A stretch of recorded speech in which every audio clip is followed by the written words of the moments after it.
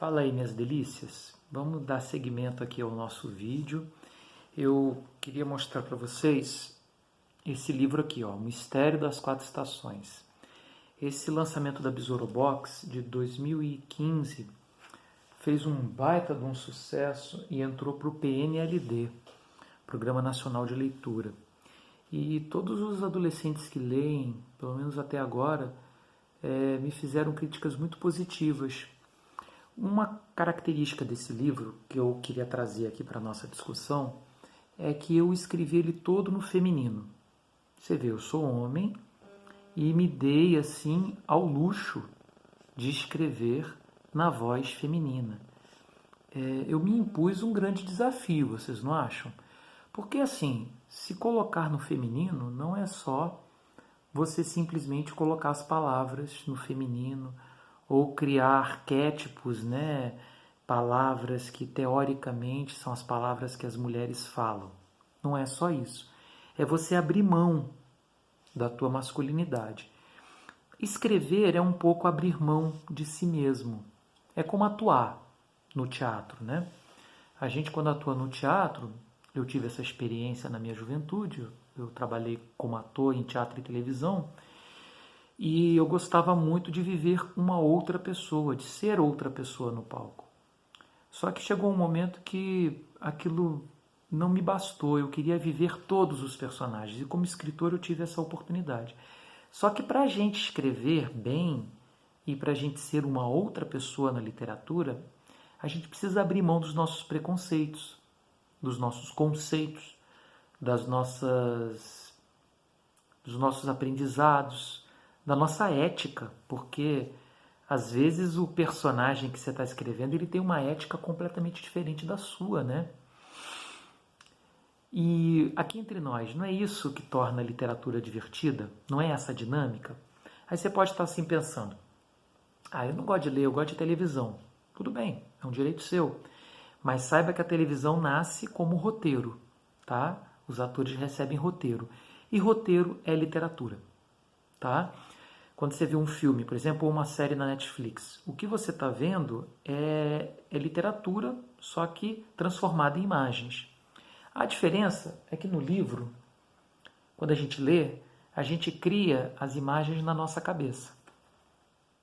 Aí eu quero ver. Porque não é só ler, né, gente? É fazer uma relação de ideias entre aquilo que você lê, tá? Que às vezes é novo, e com o repertório de ideias que você tem sobre o seu passado, sobre os seus sentimentos, sobre o que você pensa da vida. E nem sempre a gente tem repertórios para os livros que a gente lê. Aí é o que a gente diz que o livro é difícil. Eu vou mostrar aqui na minha biblioteca algumas obras que eu penei para conseguir ler, tá? Vou ver se eu acho aqui, ó, esse cara aqui, ó, Robert Walser. Esse autor, por exemplo, autor desse Os Irmãos Tanner, ele é um suíço, tá? Ele foi considerado, inclusive, louco quando ele era jovem. E eu adoro gente louca. Bom, me tornei psicanalista, né? E esse livro ele é muito difícil porque o autor sempre mostra o pensamento dos personagens.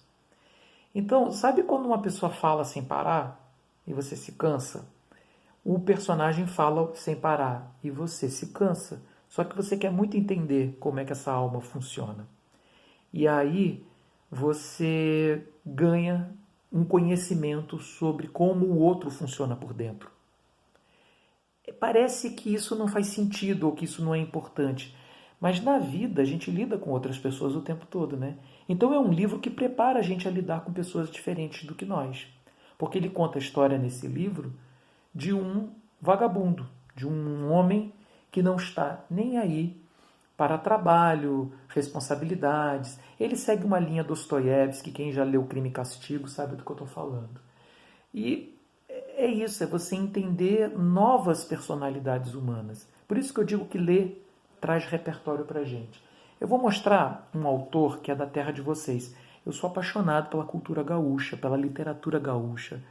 Sou muito apaixonado mesmo. Eu morei 2 anos em Porto Alegre. Gosto muito de tudo que vem do Sul, da música, da literatura, do teatro, enfim. Ó, deixa eu apresentar esse cara para vocês. Quem sabe vocês não adotam ele no ano que vem, hein? Júlio Ricardo da Rosa. Ele foi premiado com esse livro, O Segredo de Anclave Schmidt. Eu vou contar rapidinho para vocês como é que esse livro foi importante para mim. Aconteceu um acidente aqui. Eu estava morando em Porto Alegre, no bairro Floresta. Um bairro que eu nunca tinha conhecido na vida. Estava eu e minha esposa, recém-casados. E dá aquele medão, né? Longe de família e tal. E eu, meu Deus do céu, como é que eu vou sobreviver, né? Nessa terra nova. Eu sou carioca, então para mim era um lugar muito diferente. Aí eu entrei na livraria e bati de cara com esse livro, O Segredo de Anclave Schmidt. A palavra segredo já mexe em mim. Eu falo, opa, eu quero conhecer o segredo desse cara. Vou mostrar a capa de novo, que é bem legal, tá? É da Dublinense, tá? Que é uma editora gaúcha, olha aqui, ó. Eu quero conhecer, né, esse mistério. Aí abri o livro e comecei a ler. Gente, vocês têm noção? A história se passava no bairro Floresta, em Porto Alegre. Aí eu falei, mas meu Deus do céu, é uma coincidência terrível, né? Mas não, é porque o povo porto-alegrense é muito, né, orgulhoso da cidade onde eles moram, e o Júlio Ricardo da Rosa é de Porto Alegre. Aliás, ele adora o frio, adora a umidade, adora aquele clima bucólico da cidade. Depois eu fui conhecer os outros livros dele e percebi que eram parecidos. Mandei um e-mail para o autor. Porque, gente, eu gosto de ser escritor, tá? Mas eu prefiro ser leitor. Cara, leitor é muito bom, porque você se submete à ideia do outro. Né? Você abre mão de você mesmo também. Só que você não tem o trabalho que o autor tem, né? Você tem o trabalho de imaginar a história e de acomodar, assimilar e acomodar a história. Muita gente se acha muito importante, tão importante que não se vê capaz de assimilar ideias novas e acomodá-las. Isso é um erro, tá? Porque a gente só aprende entrando em contato com coisas novas e se desafiando. Eu mandei um e-mail para o Júlio, né, falando o quanto que eu tinha gostado da obra dele, fazendo uma crítica ao livro dele, e ele me respondeu. Gente, isso já faz 6 anos. Foi uma das grandes aquisições da minha vida, foi ter a amizade do Júlio Ricardo da Rosa. Tá vendo? Você nem precisa ter contato com o autor, mas só de você ter contato com a obra, você já entra em contato com a sabedoria do autor.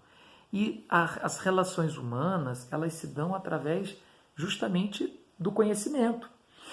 Antigamente, as tribos indígenas, né, as tribos pré-históricas, elas davam muita importância ao homem velho. Hoje, infelizmente, isso se perdeu, né? Os idosos a gente não valoriza tanto quanto antigamente e deveríamos valorizar.